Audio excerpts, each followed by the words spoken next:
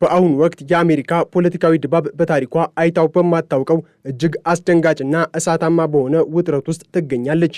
እንደ አውሮፓውያኑ አቆጣጠር በማርች 2026 አጋማሽ ላይ የምትገኘው አሜሪካ በፕሬዝዳንት ዶናልድ ትራምፕና በምክር ቤት አናሳ መሪ ሐኪም ጄፍሪ መካከል የሚካሄደው የቃላት ጦርነት ከግል ስድብ አልፎ የአገሪቱን የዲሞክራሲ መሰረትና ማህበራዊ ስምምነት ወደሚፈታተን ደረጃ ተሸጋግሯል። ይህ በሁለቱ የፖለቲካ ግዙፍ ግለሰቦች መካከል የተቀሰቀሰው ፍጥጫ አሜሪካ በውጭ በኩል ከኢራን ጋር በገባችበት ደም አፋሳሽና ወጪው ከፍተኛ በሆነው ጦርነት እንዲሁም በውስጥ በኩል በመንግስት መስሪያ ቤቶች ከፊል መዘጋት ምክንያት እየተናወጠች ባለችበት ወቅት መከሰቱ ሁኔታውን ይበልጥ አሳሳቢና እጅግ አደገኛ አድርጎታል።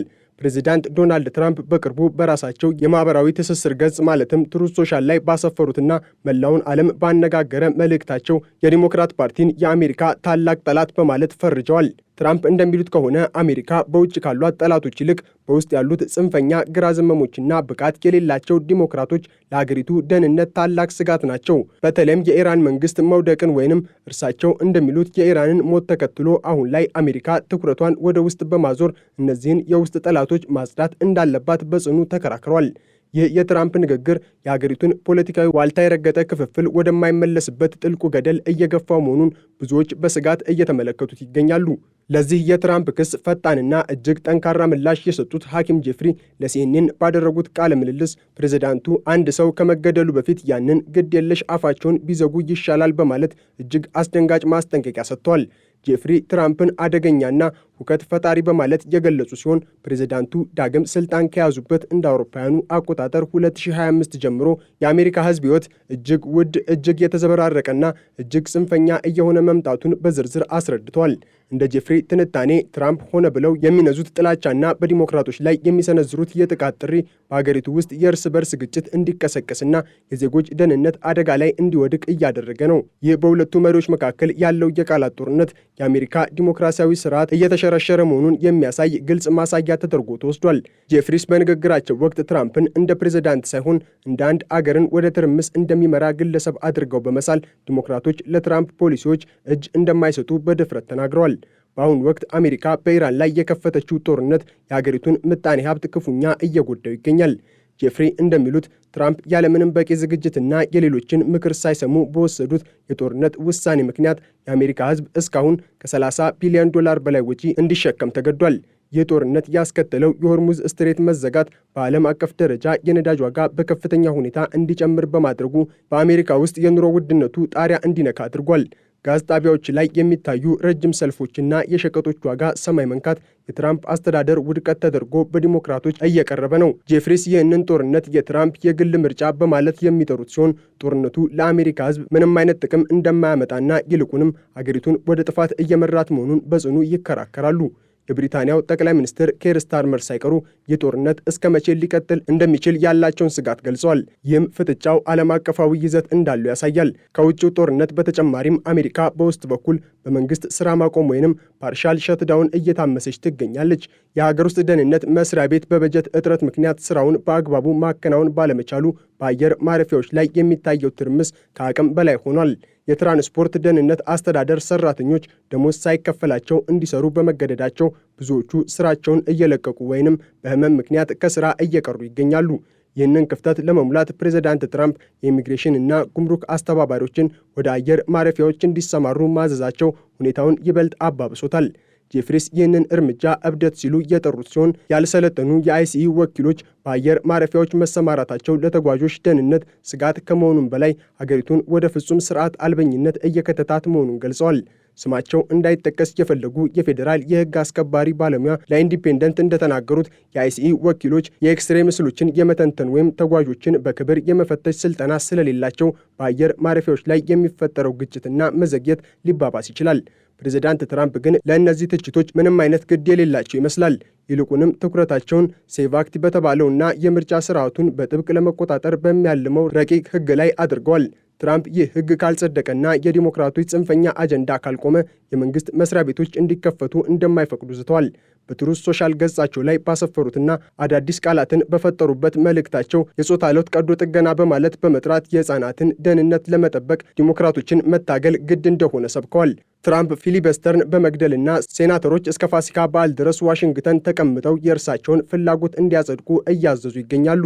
የትራምፕ መልእክት በግልጽ እንደሚያሳየው እርሳቸው ለዲሞክራሲያዊ ሂደቱ ወይንም ለተቋማዊ አሰራር ደንታ የሌላቸው ሲሆን ዋናው ግባቸው የራሳቸውን የፖለቲካ አጀንዳ በኃይል መጫን ነው።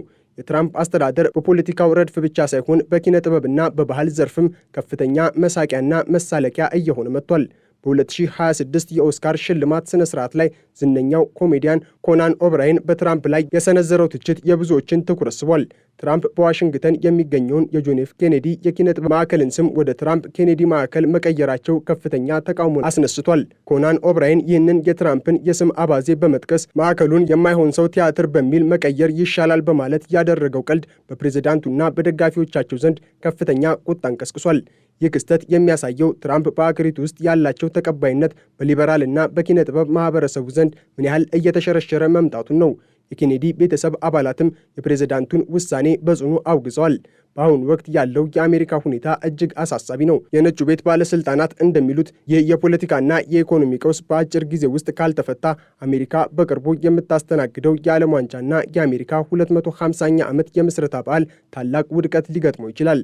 በአየር ማረፊያዎች ያለው ትርምስና የደህንነት ስጋት የውጭ ሀገር ዜጎች ወደ አሜሪካ እንዳይመጡ እንቅፋት ሊሆን እንደሚችል ተሰግቷል። ፖለቲኮ እንደዘገበው ስማቸው ያልተጠቀሰ የነጩ ቤተ መንግስት ባለስልጣናት አሜሪካ 250ና የዓለም ዋንጫ በዚህ ቀውስ ምክንያት ሊሰናከሉ ይችላሉ በማለት ስጋታቸውን ገልጸዋል። ትራምፕ ግን አሁንም ትኩረታቸው በሶማሊያ ተወላጆችና በሌሎች ስደተኞች ላይ ያነጣጠረ ሲሆን ከዚህ በፊት ታይቶ የማይታወቅ የደህንነት እርምጃ በመውሰድ ህገወጥ የተባሉትን ሁሉ በቁጥጥር ስር ለማዋልና ለማሰር እየዛቱ ይገኛሉ። ሐኪም ጄፍሪስ በበኩላቸው ዲሞክራቶች ለትራምፕ ጦርነት ተጨማሪ በጀት እንደማይፈቅዱ በግልጽ አስታውቀዋል። ይህ የምርጫ ጦርነት የአሜሪካን ህዝብ ለከፋ ድህነት እየዳረገው ነው የሚሉት ጄፍሪስ ጦርነቱ ምንም እንኳን ቢቀጥልም መጨረሻው ውድቀት እንደሚሆን ተንብየዋል። ጄፍሪስ እንደሚሉት የትራምፕ አስተዳደር በኢራን ላይ የወሰደው የኃይል እርምጃ አሜሪካን ለከፋ የኢኮኖሚ አደጋ ከማጋለጡ ባለፈ የዓለምን የነዳጅ አቅርቦት በማስተጓጎል ዓለም አቀፍ ቀውስም ፈጥሯል። በሁለቱ ወገኖች መካከል ያለው ይህ ፍጹም ያለመስማማትና የጠላትነት መንፈስ አሜሪካን ወደማይፈለግ አቅጣጫ እየመራት ነው። ህዝቡ በኑሮ ውድነትና በደህንነት ስጋት እየተሰቃየ ባለበት በዚህ ወቅት የመሪዎቹ የቃላት ጦርነትና የግል ጥላቻ ሁኔታውን ይበልጥ እያባባሱ ይገኛል።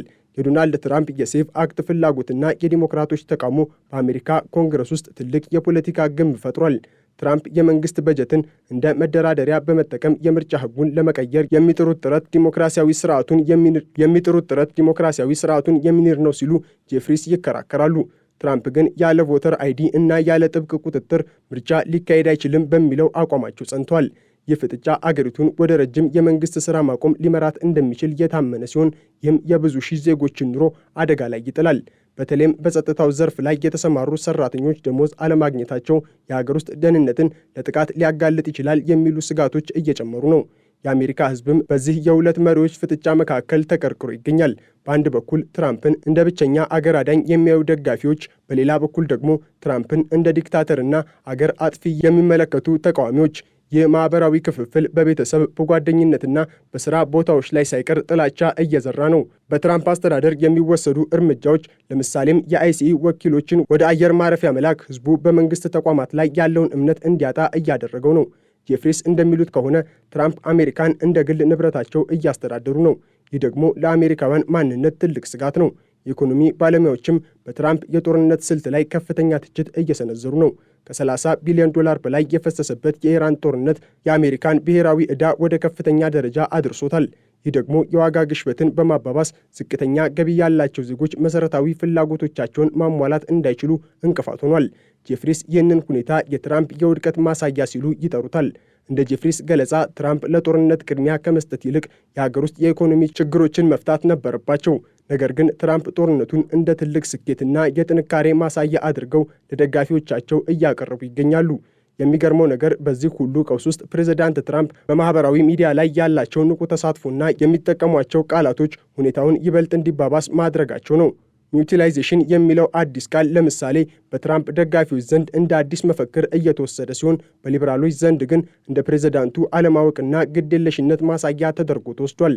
ትራምፕ ግን እንዲህ ያሉ ትችቶችን እንደማይቀበሉና ይልቁንም ተቃዋሚዎቻቸውን ማጥቃታቸውን እንደሚቀጥሉ ግልጽ አድርገዋል። ጄፍሪስ ይህንን የትራምፕን ባህሪ የአንድ ሕፃን ልጅ እልህ በማለት የገለጹ ሲሆን ፕሬዝዳንቱ አገሪቱን ወደ ጥፋት እየመሯት መሆኑን ደጋግመው ተናግረዋል። የአሜሪካ የውጭ ግንኙነትም በዚህ ወቅት ታላቅ ፈተና ላይ ነው። አሜሪካ ከኢራን ጋር የገባችበት ጦርነት በአውሮፓና በሌሎች የዓለም ክፍሎች ያሉ ወዳጆቿን ስጋት ላይ ጥሏል። ብዙ አገሮች አሜሪካን እንደ አለመረጋጋት ምንጭ ማየት ጀምረዋል። ሐኪም ጄፍሪስ እንደሚሉት ትራምፕ አሜሪካን በዓለም ፊት አሳፍረዋል፣ ወዳጆቿንም አርቀዋል። የትራምፕ አሜሪካ ፈርስት ፖሊሲ አገሪቱን ብቸኛ እያደረጋት ሲሆን ይህም በረጅም ጊዜ የንግድና የደህንነት ግንኙነት ላይ ጉዳት ሊያደርስ ይችላል። በተለይም ከኢራን ጋር ያለው ጦርነት በአካባቢው ያሉ አገሮችን ወደ ግጭት ሊጎትት እንደሚችል ተሰግቷል። በአጠቃላይ የሐኪም ጄፍሪስ እና የዶናልድ ትራምፕ ፍጥጫ የአሁኗን አሜሪካ ትክክለኛ ገጽታ ያሳያል። አገሪቱ በሁለት ተቃራኒ ጎራዎች ተከፍላ አንዱ ሌላውን እንደ ጠላት እየተመለከተ ባለበት በዚህ ወቅት ዲሞክራሲያዊ ስርዓቱ ታላቅ ፈተና ላይ ወድቋል። የኢራን ጦርነት፣ የነዳጅ ዋጋ መጨመር፣ የመንግስት መስሪያ ቤቶች መዘጋትና በባህላዊ እሴቶች ላይ የሚደረገው ጦርነት ተደራርበው አሜሪካን ወደማይታወቅ መዳረሻ እየመሯት ነው። በዚህ ታሪካዊ ፍጥጫ ውስጥ ማሸነፍ የሚቻለው ማን እንደሆነ ባይታወቅም ተሸናፊው ግን የአሜሪካ ሕዝብና የዲሞክራሲ ስርዓቱ መሆኑ ጥርጥር የለውም። ትራምፕ የሚከተሉት የግትርነት ፖሊሲና ጄፍሪስ የሚመሩት ጠንካራ ተቃውሞ አሜሪካን ወደማይመለስበት ፖለቲካዊ ቀውስ እየከተታት ነው። በዋሽንግተን የሚታየው ይህ ትርምስ በታሪክ መዝገብ ላይ የአሜሪካን ድክመትና ክፍፍል የሚያሳይ ትልቅ ምዕራፍ ሆኖ ሊመዘገብ ይችላል። መሪዎቹ ወደ ጠረጴዛ ዙሪያ መጥተው ለሀገሪቱ ጥቅም ሲሉ መስማማት ካልቻሉ የ2026ቷ አሜሪካ በውስጥና በውጭ ችግሮች ተዳክማ የምትወድቅ አገር ልትሆን ትችላለች። የጄፍሪስ ማስጠንቀቂያ አንድ ሰው ከመገደሉ በፊት የሚለው በቀላሉ የሚታይ ሳይሆን በውስጡ ትልቅ ስጋትና የታሪክ ትንቢትን ያዘለ መልእክት ነው። የመንግስት ሥራ ማቆሙ ከቀጠለና በአየር ማረፊያዎች ያለው ትርምስ ካልተቀረፈ አሜሪካ በዓለም አቀፍ ደረጃ ያላት ተሰሚነት ክፉኛ ይጎዳል። የዓለም ዋንጫና የአሜሪካ 250ኛ ዓመት በዓል አሜሪካ ጥንካሬዋን የምታሳይባቸው መድረኮች መሆናቸው ቀርቶ ውድቀቷን ለዓለም የሚያሳዩ ትዕይንቶች ሊሆኑ ይችላሉ። ትራምፕ ግን አሁንም በትሩዝ ሶሻል ላይ ዲሞክራቶችን መሳደባቸውንና ጽንፈኛ አቋማቸውን ማንጸባረቃቸውን ቀጥለዋል። ጄፍሪስ በበኩላቸው ዲሞክራቶች ለአገሪቱ ዲሞክራሲና ለዜጎች መብት ሲሉ ትግላቸውን እንደሚቀጥሉ አረጋግጠዋል። የአሜሪካ የወደፊት ዕጣ ፈንታ በእነዚህ ሁለት ግዙፍ የፖለቲካ ኃይሎች እጅ ላይ ወድቋል። ፍጥጫው የቃላት ጦርነት ሆኖ ይቀጥላል ወይስ ወደ እውነተኛ ሕዝባዊ ግጭት ይሸጋገራል የሚለው ጥያቄ የብዙዎች ስጋት ነው። ትራምፕ የውስጥ ጠላት ፍረጃና የጄፍሪ ግዴለሽ አፍ ማስጠንቀቂያ የሀገሪቱን ፖለቲካዊ ውጥረት ወደ ከፍተኛ ደረጃ አድርሶታል። መላው ዓለም ይህንን ሂደት በከፍተኛ ስጋት እየተከታተለ ሲሆን አሜሪካ ከዚህ አዙሪት እንዴት እንደምትወጣ የሚያውቅ የለም። በጦርነት የታመሰው ዓለምና በኑሮ ውድነት የተቆጣው ሕዝብ ከመሪዎቹ ዘላቂ መፍትሄን ቢጠብቅም እስካሁን የታየው ግን የጥላቻና የፍጥጫ ድራማ ብቻ ነው። ይህ የታሪክ ምዕራፍ አሜሪካን ወደ አዲስ ብልጽግና ወይም ደግሞ ወደ ታላቅ ውድቀት ሊመራት ይችላል። የትራምፕና የጄፍሪስ ፍጥጫ ውጤት ደግሞ የአዲሲቷን አሜሪካ ማንነት ይወስናል።